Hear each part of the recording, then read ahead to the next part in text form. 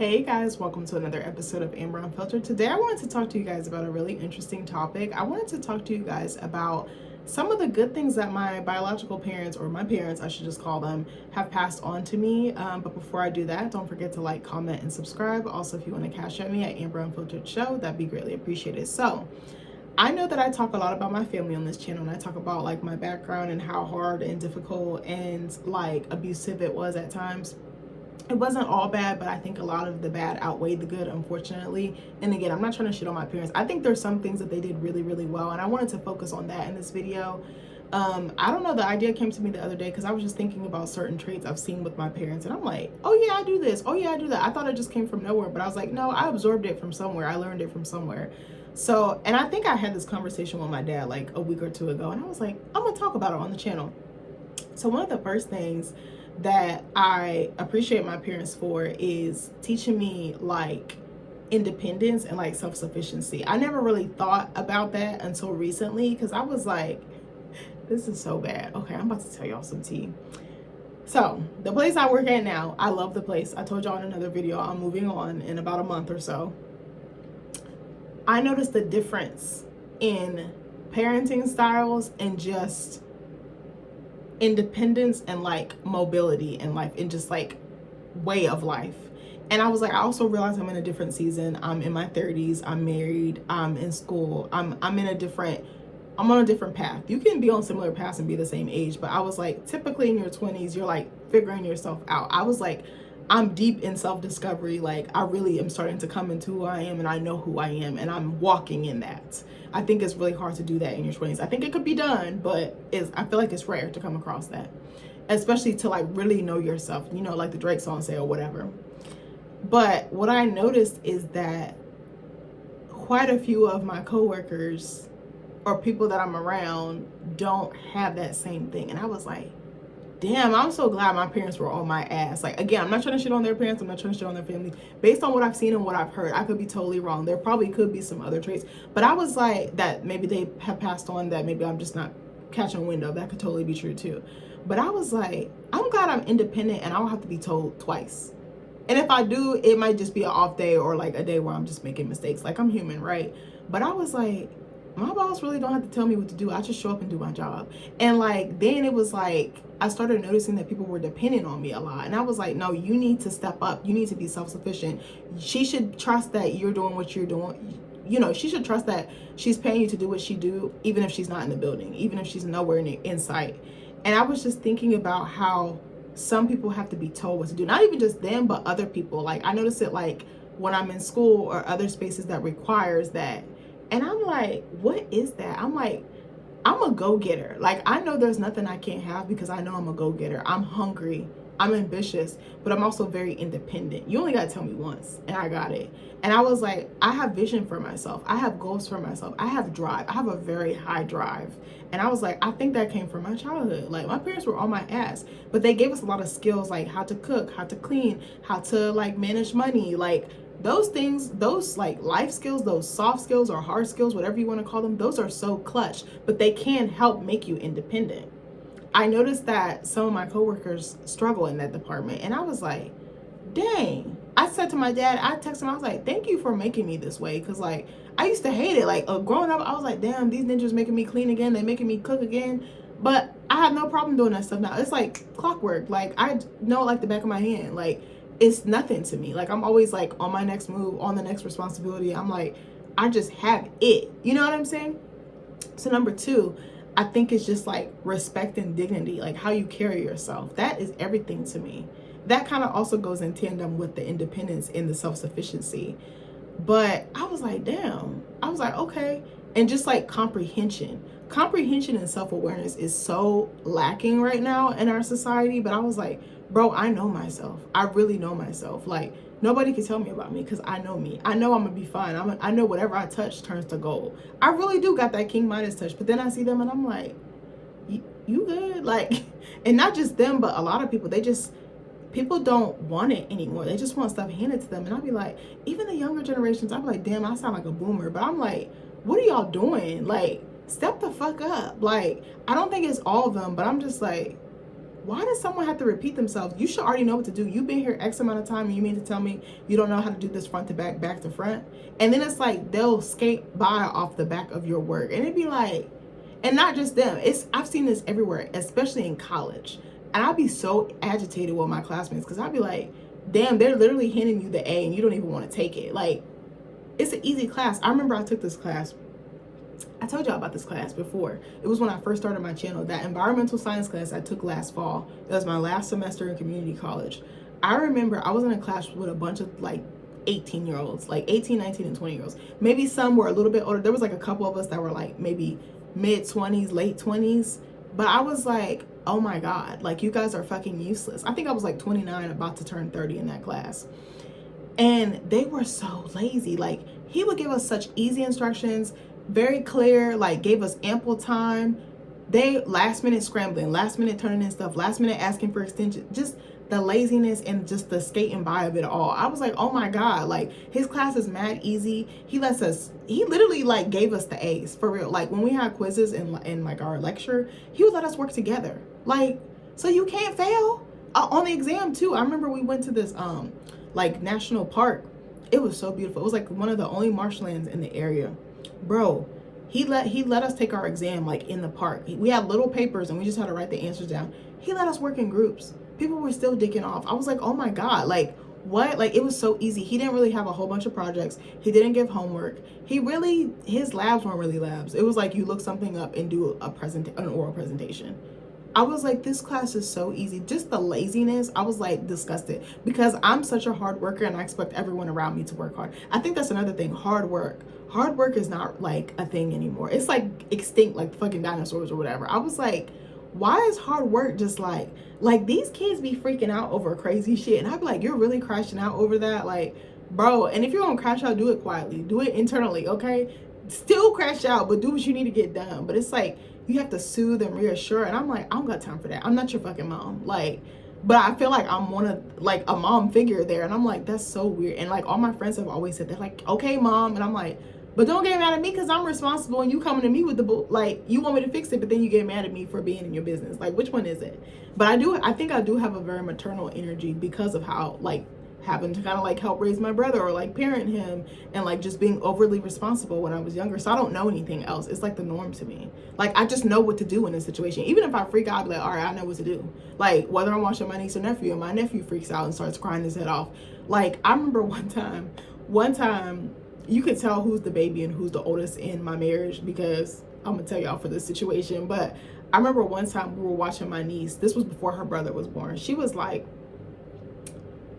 she probably had to be like 2 or 3, somewhere in there. She was still, she might have been 1 or 2. She was probably in that range, like 1.5, 2. Bro, we watch her, right? Everything is going good. She's straight. She's such a happy baby. I'm like, all right, cool. So I could tell she was getting a little agitated. And I was like, I think she's hungry, bro. He was like, okay. So I'm texting her parents. I'm like, what you want me to fix for her? They're like, get some butter noodles, get some peas. She also likes fruit. Like my niece, she can eat down. Like she'll tear up some food. So they're like, yeah, get her that. She should be straight. And then we're on our way home. I said, cool. So about another hour we got with her. They're like, yeah, take your time. So I had my husband put her in the high seat and I forgot what happened. She started getting louder because she was upset because I think she saw me making the food, but I guess I wasn't making it fast enough. So she's crying. Crying her head off. She's starting to turn red. And I'm like, pick her up. He just sitting there watch her cry. He's just like, he froze. I was like, pick the fucking baby up. Like, I just know what to do. He was like, what? He was like, well, women just know what to do. You have maternal instincts. I was like, well, not every woman has a maternal instinct, so don't say that. But most do. I was like, but I think when a woman hears a baby cry, we're just like, come hither. Like, he didn't know what to do. I was like, pick her. He was so frozen. I like stopped what I was doing. I don't know how I got over there that fast because I was in the kitchen and she was like on the other side. It's not far, but there was like a whole island in the way in the table. I scoop her up. Have her on my hip. I got her watching something on my phone and I'm still making the food. And he's just like, oh. I'm like, you have to soothe. She's crying because she wants soothing. She wants reassurance. But it kind of feels the same with my coworkers. I'm like, why am I mothering you? Why am I like, it's okay. Like, you're going to be fine. Like, just calm down. Why am I your cheerleader? Like, I don't mind cheering people on, but within reason now. Come on. But anyway, it was just like insane. I was like, okay. Also, something else I picked up from my parents that I really love. I love art. I fucking love art. My mom is like an avid reader. My dad is an avid movie watcher. He's like a cinephile. What is a cinephile? I think it's a person who loves movie watching.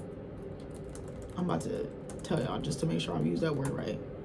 Yeah, cinephile, a person who is fond of motion pictures. That's definitely me. I actually thought about changing that to my bio and on Instagram because I was like, yeah, girl. But that, and also something else that they were big on is like self-care. Yeah, it says reading and curiosity. I definitely feel like they both instill that in me.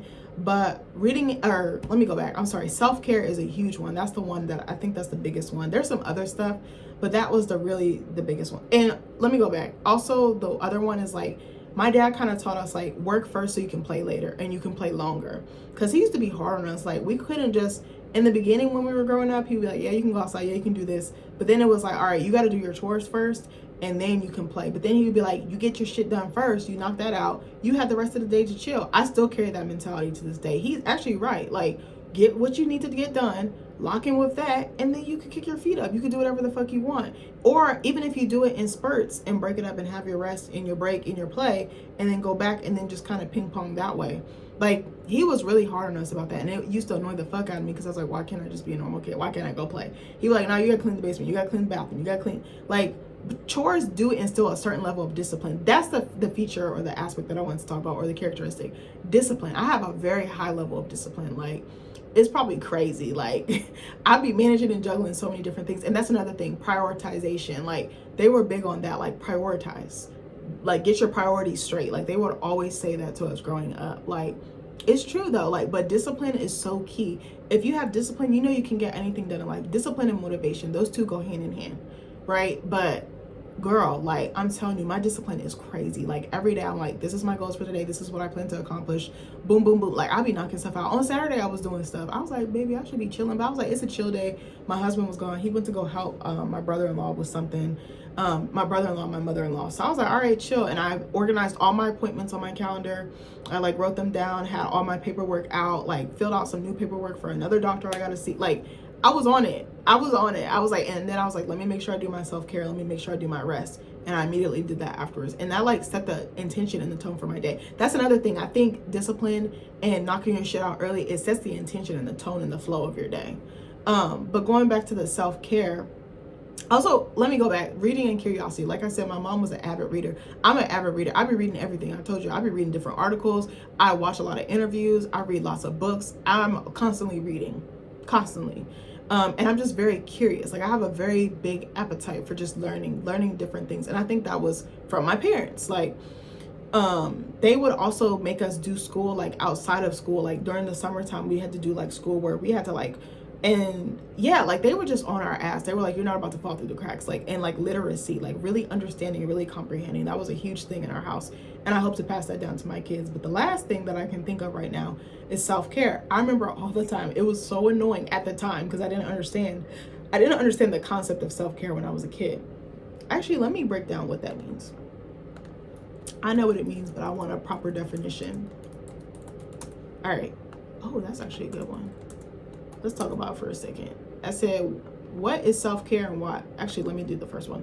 What is self-care? So self-care is intentionally taking actions to support your own physical, mental, emotional, and spiritual health, involving healthy habits, stress management, and self-awareness to promote overall well-being and effectively cope with life's demands, ranging from basic hygiene to setting boundaries and seeking professional help when needed. It's not just pampering, it's essential work for maintaining your ability to function well and care for others, ensuring you put on your own oxygen mask first. I love how that says that. So it says key aspects of self-care: physical health, eating well, regular exercise, sufficient sleep, personal hygiene, and responsible use of medicine. That's me right now. I've been working out, I've been eating better, and I've been like trying to get on my bullshit with my doctors and everything. Mental and emotional health, mindfulness, deep breathing, journaling feelings, setting boundaries, saying no, enjoying hobbies, and seeking therapy. I literally do every last one of these. I practice mindfulness when I eat, mindfulness of my body and how my mind feels, how my spirit feels. If I'm not feeling it, I won't do it. Like, I'm quick to tell you no. Like Cardi B said, quick to cut up so don't get comfortable. Look, but that's me in the terms of no. Like, I'd be like, no.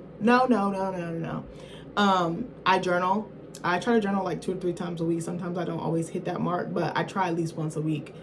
Setting boundaries, I definitely said I'm hard on them. Like, I know my husband be sick of me because he'd be like, why you don't, that's my boundary. He'd be like, what? Saying no, I love the word no. No is a full sentence. No is a complete sentence. No is okay.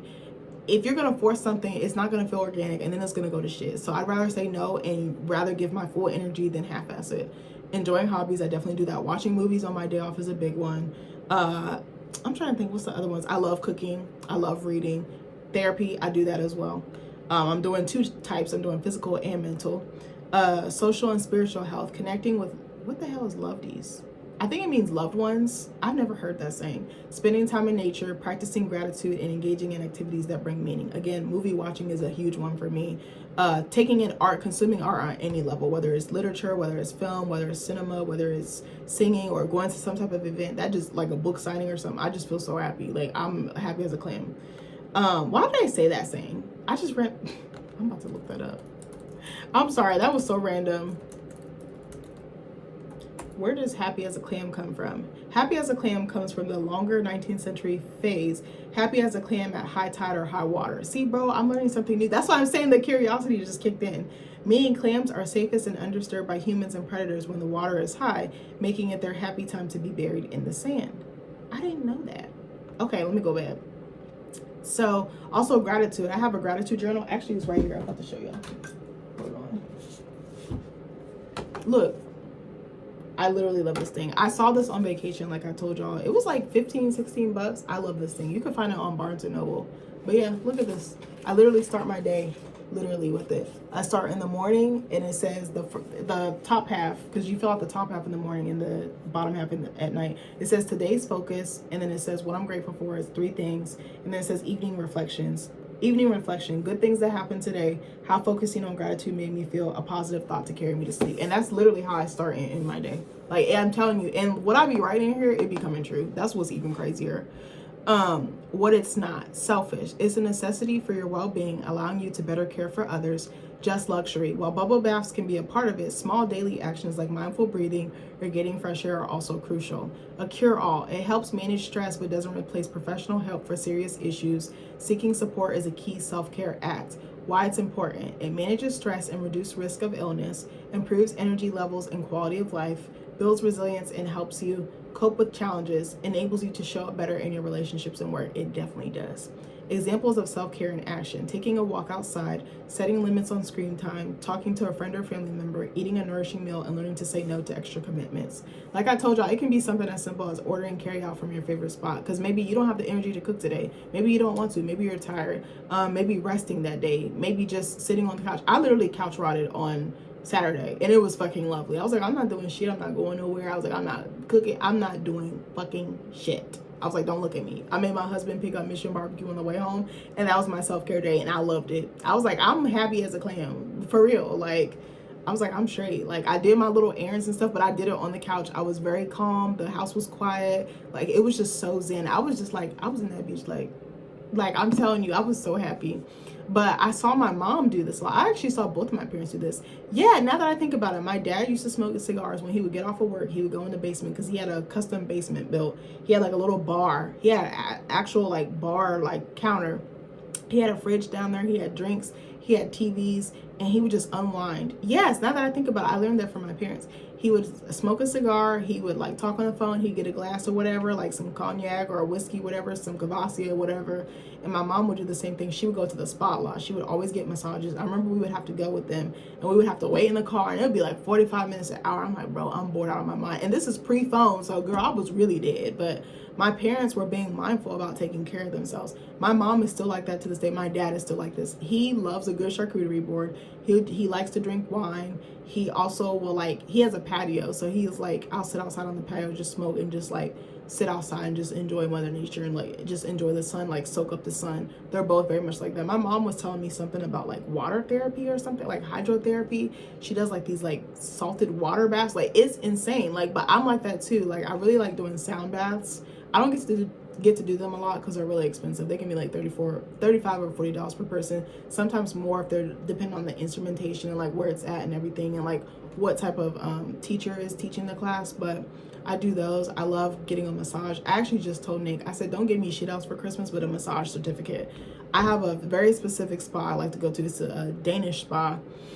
And bruh, I was like, my body is feeling it, because again, between the physical therapy and just feeling run down, just like from the year and all the back and forth to the doctors and just like work and managing marriage and like family, like it just can be a lot, like your social life and everything else.